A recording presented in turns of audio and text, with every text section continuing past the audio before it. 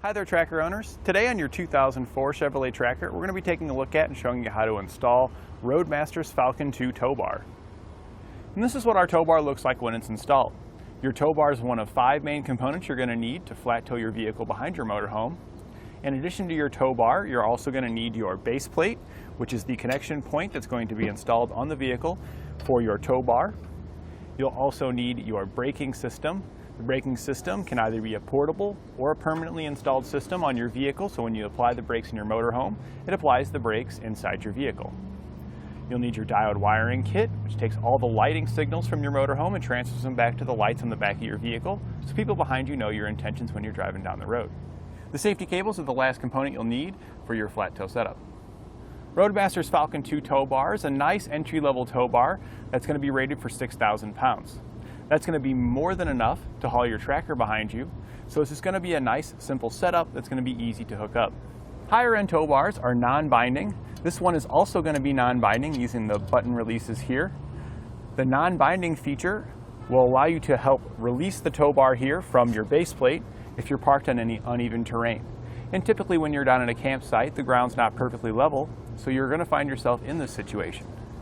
If it wasn't non-binding, the arms would be very tight and it'd be hard to remove the pins to get it disconnected. With the non-binding mechanism, you can press in on it to extend and retract your arm here to give it a little bit of free play so you can get your pins out nice and easily.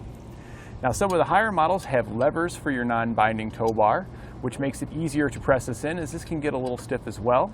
If you're having difficulties pressing this down, there is a tool available from Roadmaster that you can pick up here at Etrailer to give you more leverage to make it easier to release it. This is the main connection point between your tracker and your motorhome. So if you'd like to bring your tracker along with you in your motorhome without requiring a tow dolly, this is one of the components that is going to allow it to come with you.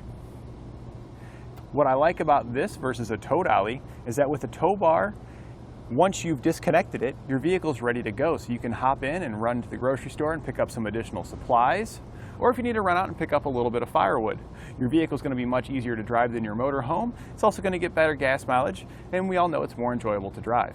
And you snowbirds will love how easy it is to take your vehicle down to Florida with you. Let's walk through the installation now so you can have the confidence to do it at home.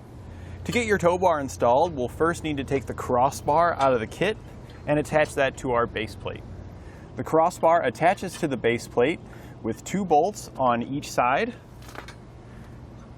Go ahead and get a better look at it here. These brackets here come pre-attached to your crossbar. You'll want to take those off. Take the plate that comes in the kit, slide your bolts through the plate, and then slide the bolts through your bracket and then through the base plate. On the other side, you'll place a flat washer, lock washer, and nut. And you want to leave them hand tight when you first start. Once you've got them on there hand tight, place your bar back on top.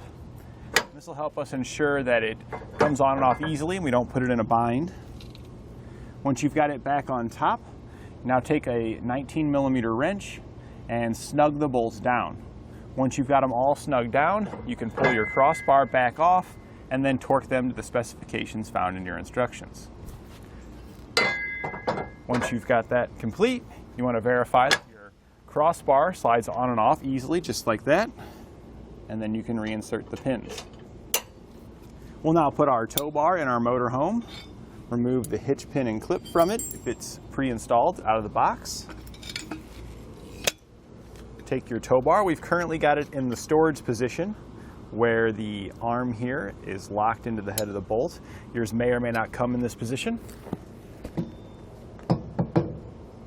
Slide it into your receiver on your motorhome, lining up the hole in your tow bar with the hole in your hitch. And slide the hitch pin and clip through and secure it.